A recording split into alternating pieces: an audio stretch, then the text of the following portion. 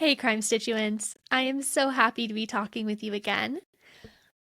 Before we get into the case, I want to just chat for a minute. I haven't quite figured out how to do the banter part of this solo, so please bear with me. But I like having a little bit of informal time to just talk and catch up since we haven't spoken in, I guess it's only been a week now. But hello. I am recording this on Memorial Day. And I am convinced that Taylor Swift is going to announce Reputation Taylor's version tonight. I am clowning hard. She's going to announce it on the AMAs. If she doesn't, well then this is going to age very poorly, but I'm not editing it out, so we will know by the time this airs whether or not we have Reputation Taylor's version. But timestamp, it is 2:02 p.m. on 5/26/25, and I am predicting Reputation Taylor's version tonight. We shall see. I'm also very deep into Secret Lives of Mormon Wives right now, which is probably the best reality TV show I've ever seen in my life. It has everything that you could ask for. If you're watching it, first of all, you should be watching it. It's amazing, so go watch it. It's on Hulu. But I am not a fan of Demi or Jesse right now. I feel like they are the real villains of the season, and I'm only halfway through, so hopefully the tide turns against them a little bit. But right now, people are just being way too kind to them. I'm on like halfway through episode 5, and they are not getting the justice they deserve. They're being way too hard on Jen. And so I'm really hoping that it resolves itself before the end of the season, and that we see who the true villain is of Secret Lives of Mormon Wives. But share your thoughts with me and tell me who your favorite is. I'm really vibing with Macy right now. She seems like the realest out of all of them. And so I am currently hashtag Team Macy. And I sounded like a millennial saying hashtag out loud, but that is okay because I kind of am one. Also, a little life update for you. I am under contract on a house. Yay! We talked a little bit about my house buying journey with Sarah a couple episodes ago, and we did the inspection. It didn't go great, to be honest, but it looks like the seller is going to be making a lot of fixes for us, which is great. So hopefully by the time this airs, I will be closing on my first house, and we'll be moving the podcast studio to Alexandria, which is very exciting. All right, without further ado, it's time to gavel in another session of Crime in Congress.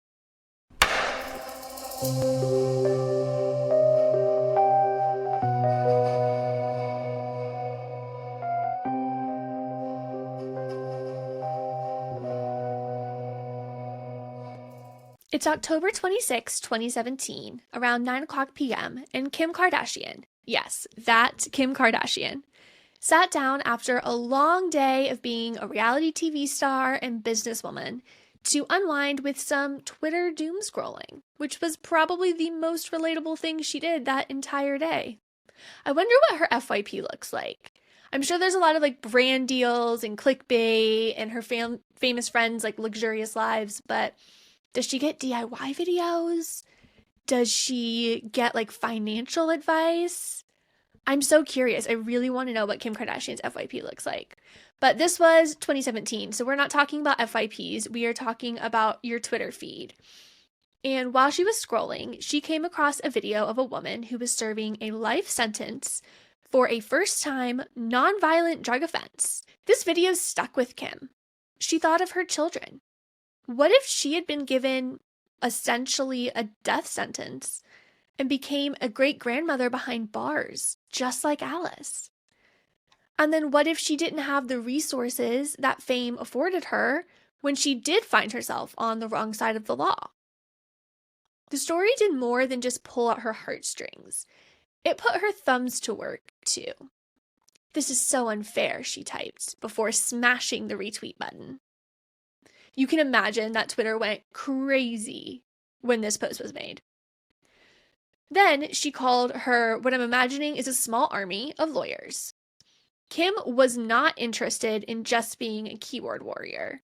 She was ready to do whatever it took to fight for justice. This is the story of Alice Marie Johnson, and the United States' complicated history with mandatory minimum sentencing.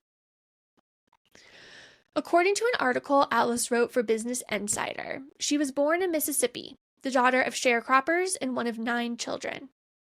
My mom is one of 10 and my dad is one of 9, so to me, this isn't an absurd number of children to have. Well, for me as a person, it would be, but knowing people who have that many kids, it's not that crazy. But it's still a lot of babies. When she was 6, her family managed to purchase a prefab home in Olive Branch, Mississippi. Quoting from that article I mentioned, "We escaped the sharecropping lifestyle. I use the word escape because that's really what it took for us to get out of it. One day, in the middle of the night, they woke me up, covered my mouth because I talked a lot, which is so real, and pushed the car down the road until we could escape to our new home." Her parents, credit to them, were determined to lift their family out of poverty. Once the sharecropping lifestyle was in their rearview mirror, her father began working at a factory job, and her mother was a cook at country clubs. This impressive woman eventually opened up her own restaurant and used the money to put her children through college. Can we just take a minute and talk about how nearly impossible a story like this would be today? Let's assume that they were working minimum wage jobs. They managed to save enough money to purchase a home, and then save enough money to open a restaurant, which then made enough money for them to send 8 children to college. Right now, you can barely afford your rent on a minimum wage job, let alone your own college tuition. So saving up for a home, starting a business, and then sending 8 kids to college. We've made a lot of progress in a lot of ways. I'm not going to downplay that. But this story just, I don't think it could exist today, and that's really sad. And that's not to downplay the hard work that her family did either. I'm sure it was not easy at that time, but it's just crazy how much things have changed. I'm sure you'll notice that I did say she sent 8 children to college. That's because Alice was not dealt the same hand that her siblings were. At the age of just 15, she got pregnant and was married off, which had to be a scary thing for someone her age. It's scary for me, and I'm 27, so I can only imagine. She doesn't publicly say the man's name, but described him in her book as a high school love. The pair would go on to have 5 children. Not quite 9, but still a lot. And Alice says that because of the circumstances, she was never really given the opportunity to be a teen. She described the marriage as tumultuous, but that didn't stop her from pursuing her ambitions. She was her parents' daughter, after all, and saw firsthand how hard work and dedication can open up doors, and she wanted to open up those same doors for herself.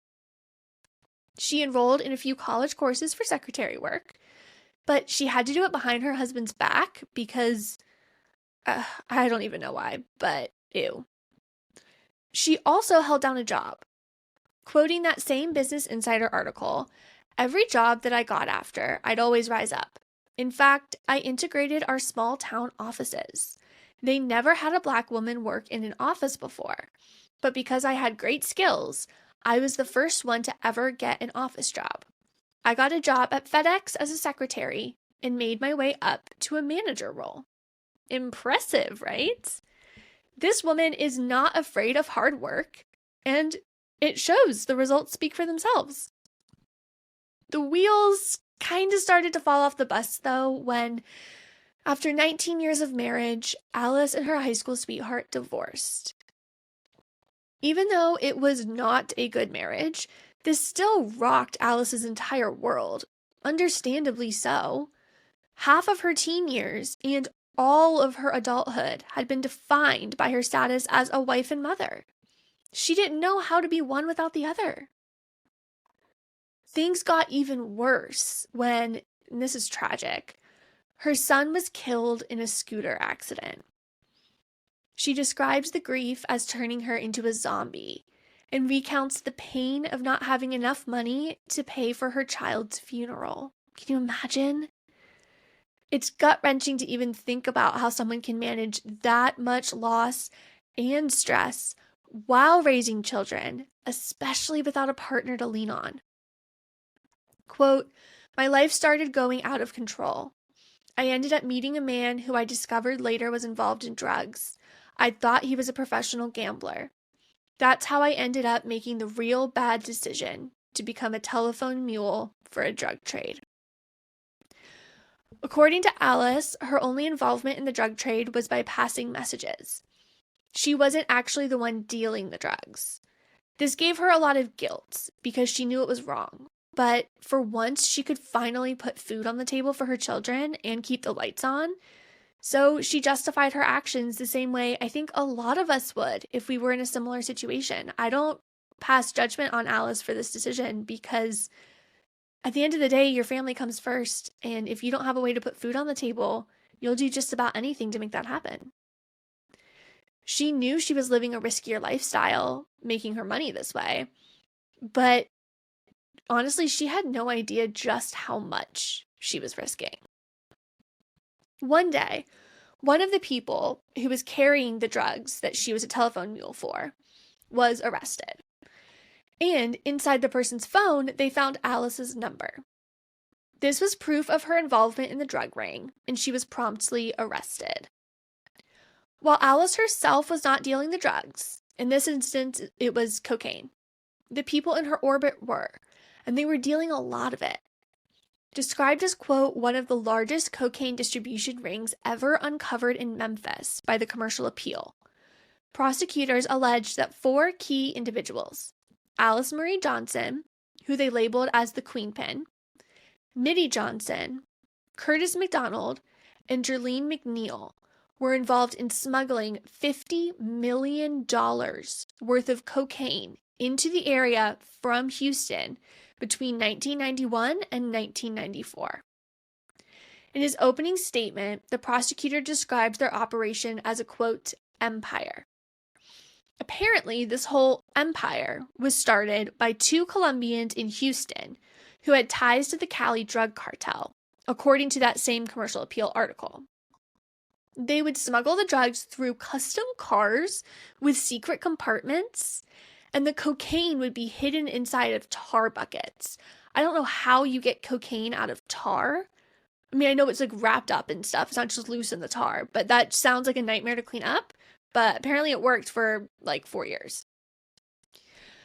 Alice was frankly floored by the allegations that she was the ringleader of this drug cartel. She says that at the time, her house was worth less than $100,000, and she still owed money towards her car. The idea that she was running a drug empire and had access to $50 million worth of product was simply absurd. And remember, this whole thing started because she couldn't afford to give her kid a proper funeral or feed her family. But the hits kept coming. A dealer, one of those Colombians with ties to the cartel that I mentioned earlier, pled guilty to a money laundering charge and testified against the 4 defendants at trial, saying that they were, quote, "too many to count," when asked how many trips he made to do business with Johnson. And of course, that business was smuggling hundreds of pounds of cocaine. He also testified to calling Johnson for help when his family was threatened by the cartel. Not a great look for Alice. The jury also heard from a few different drug dealers, including Scarface, Rambo, and the Preacher, who testified to Alice's guilt as well.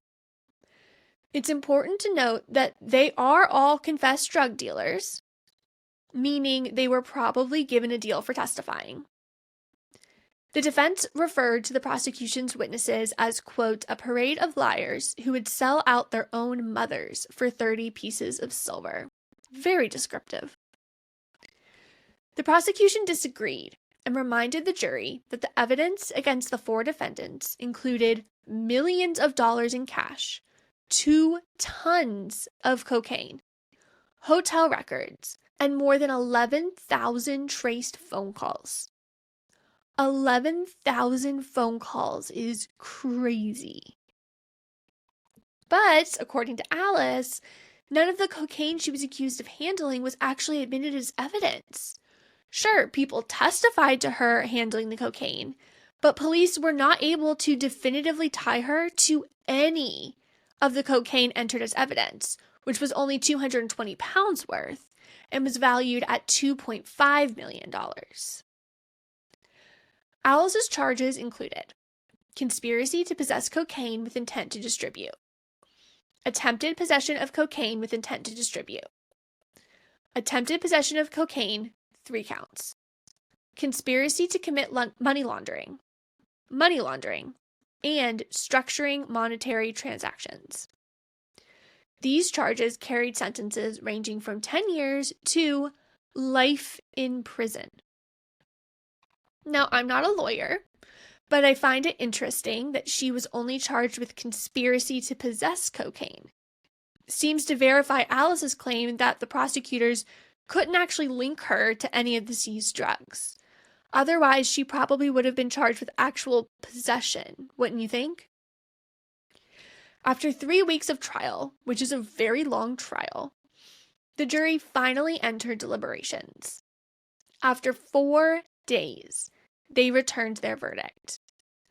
3 of the 4 defendants, including Alice Marie Johnson, were guilty, and Alice, now at the age of 41, was found guilty on all counts. The jury couldn't come to a consensus for Mitty Palmer, so a mistrial was declared in her case. I think I called her Mitty Johnson earlier. Not Mitty Johnson. Her name's Mitty Palmer. The judge decided to bring the hammer down on the defendants, sentencing Alice Marie Johnson for a first-time, nonviolent drug offense to life in prison plus 25 years without the possibility of parole. Quoting Alice, "When I was sentenced to life imprisonment, I was shocked. There was no violence in my case. I never sold or used drugs. The drugs that I was charged for were drugs that were testified to but were never seized, as I referenced earlier. We just brought Al Capone down, like a reality show. That's what they done to people like me," she told Glamour magazine. Can we just take a minute and talk about how insane this is? For some context, voluntary manslaughter carries a maximum sentence of 15 years. Second-degree murder doesn't have an official sentencing guideline, but it is typically 25 years to life. First-degree murder carries a sentence of life in prison.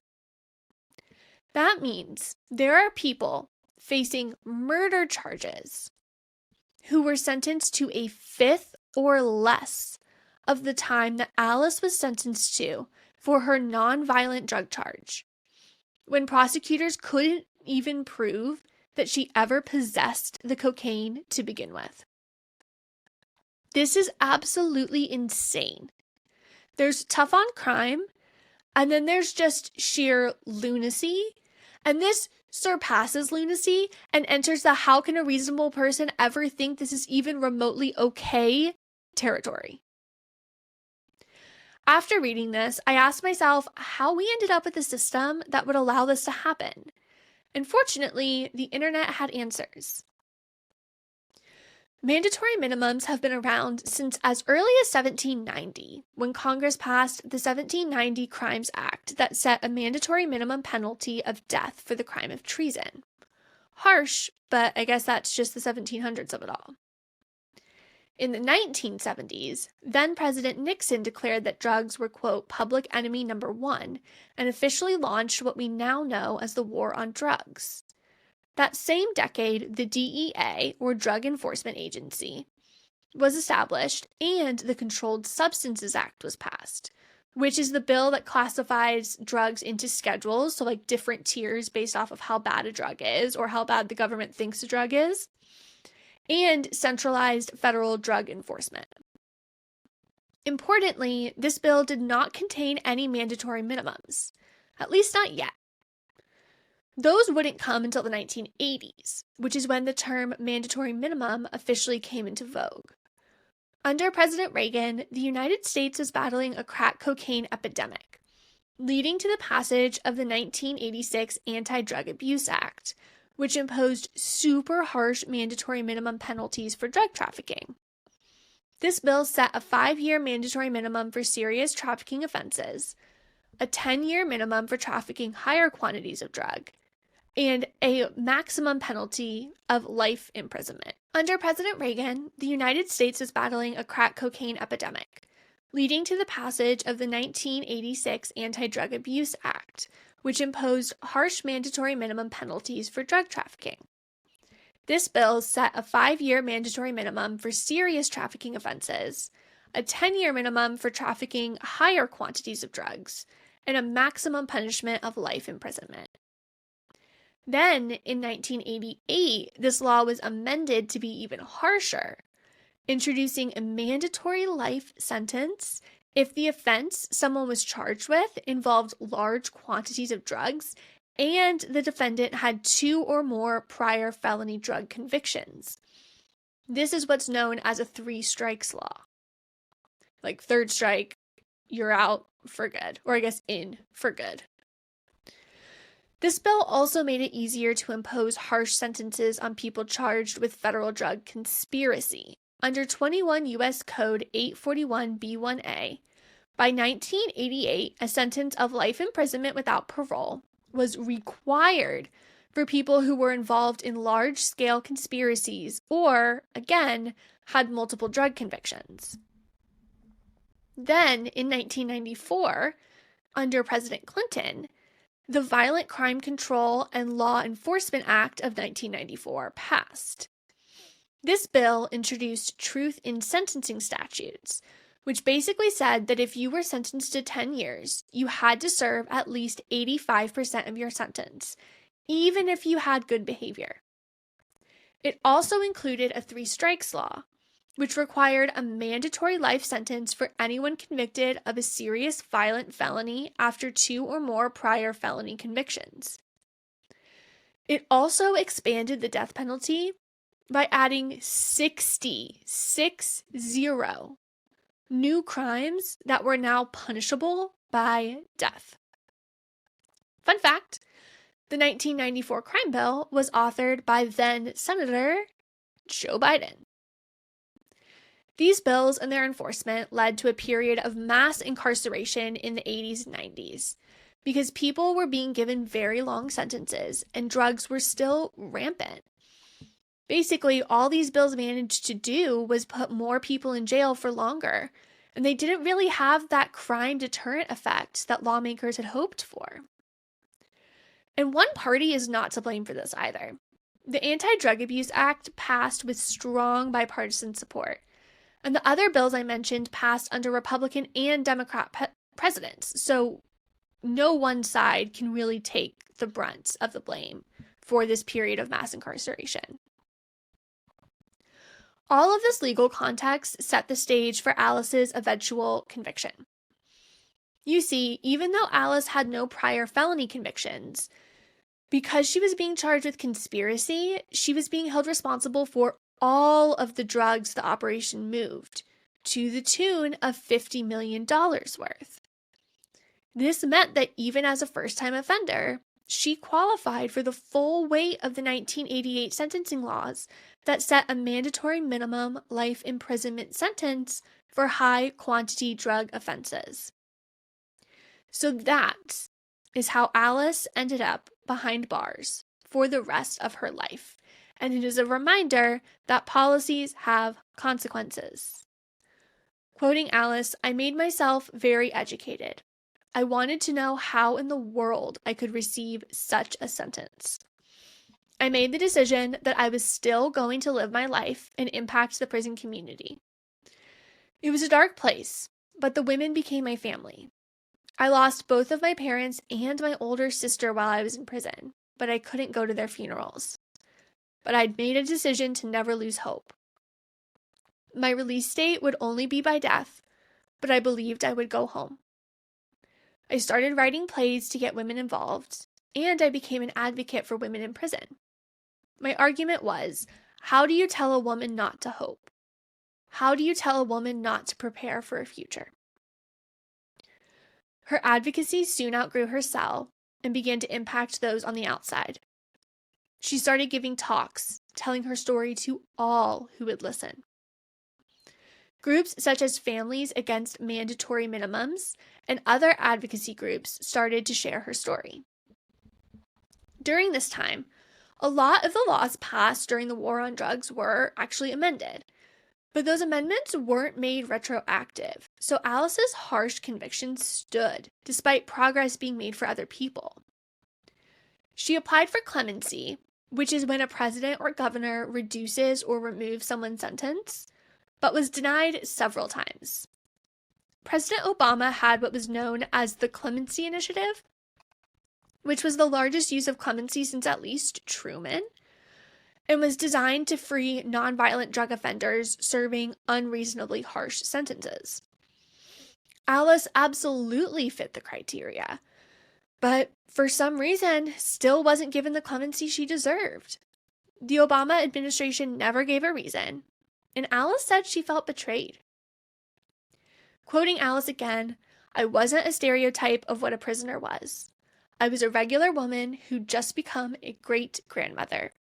I hadn't even committed the worst crime. Many people told me they felt my heart."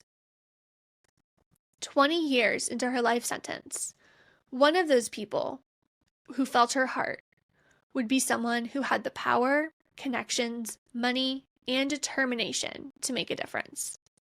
She was keeping up with Alice, and Kim was ready to use her power to free her. One thing about the Kardashians, say what you will about them, they get stuff done. She called her high-powered attorney, Sean Harley, to see what could be done. At first, her attorney wasn't optimistic. "It just seemed crazy. Trump is in the White House. He didn't seem like the person who would be for this," Harley said. On May 30th, 2018, Kim arrived at the White House in a black power suit and fabulous yellow stiletto heels. She had a meeting with Jared Kushner, husband to Ivanka Trump and brother to Karlie Kloss's husband, who I have a very interesting conspiracy theory about involving Taylor Swift, if you are ever interested in diving down that rabbit hole with me. She also, and sorry guys, I buried the lead here, met with President Donald Trump, just casually. The meeting was about prison reform, and Alice Johnson's potential presidential pardon was near the top of the list of priorities. Kim was already paying for Alice's fancy new legal team, but she wasn't going to leave this situation solely in the hands of the same system that screwed her in the first place.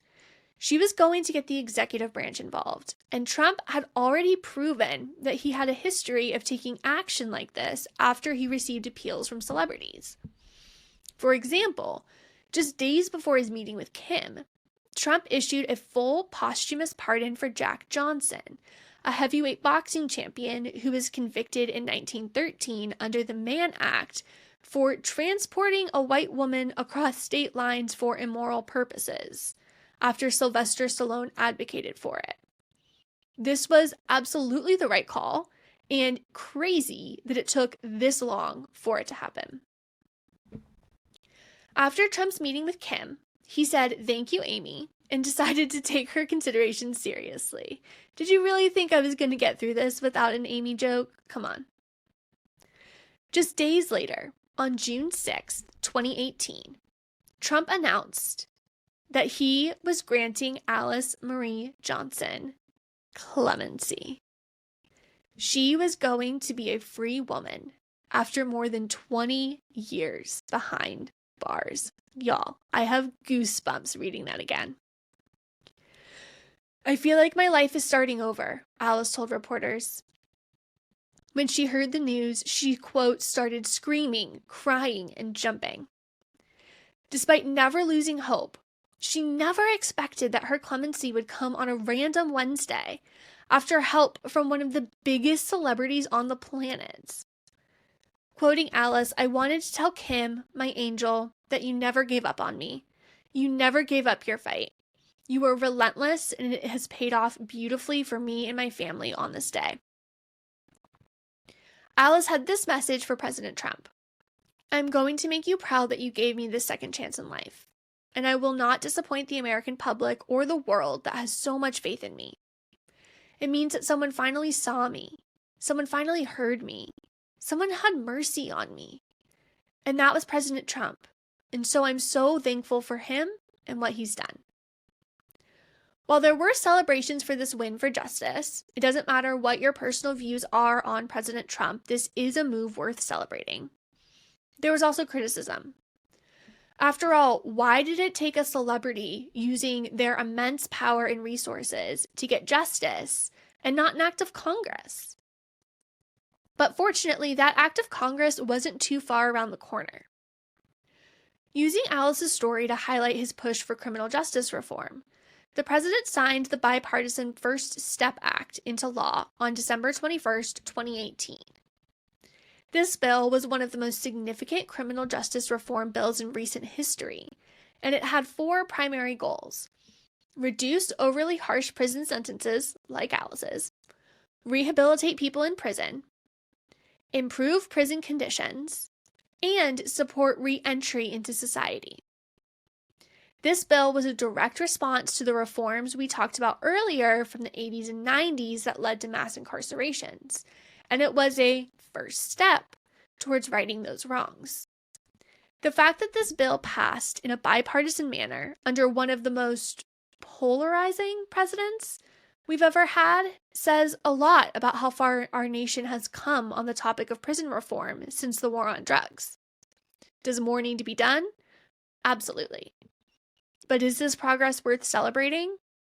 For sure. Both can be true, and that's an important thing to keep in mind when we talk about this case specifically. According to the Sentencing Project, this bill has had its intended effect. People released under the First Step Act have a recidivism rate of 12% compared to 45% among the general federal prison population. That's a major difference. It's also resulted in smaller prison populations, with approximately 30,000 people being released early due to this bill from 2019 to early 2023. Alice, for her part, became a big supporter of the First Step Act and actually spoke in favor of it at the White House. But that is not where Alice's story ends. In 2020, President Trump decided to grant Alice a full presidential pardon for her small crimes decades earlier.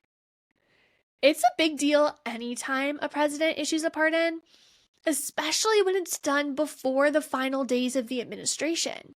I believe this was done in August, which was months before we knew the outcome of that presidential race. It also shows that Trump likely believed that there was a political benefit to appearing compassionate towards offenders such as Alice, which is interesting considering his overall very tough on crime stance that he's taken as both president and a candidate. Then, in 2025, just a few months ago, during his second term in office, President Trump appointed Alice to serve as the first ever pardon czar to the president. Her appointment was announced during Black History Month and was unprecedented. On Instagram, Alice said, "I am deeply grateful for the opportunity to serve as pardon czar and for the trust placed in me to help those impacted by our criminal justice system. This role is a chance to offer second chances and restore hope to individuals who have paid their debt to society." While there is a lack of clarity around what exactly a pardon czar does, she has been tasked with identifying people worthy of clemency or a presidential pardon and making her recommendations to the commander-in-chief. I can't think of a better person to assume this role than Alice, and I am glad that she has the influence to help people who are in positions like she was, keeping hope alive and well for the many people who have been incarcerated for far too long.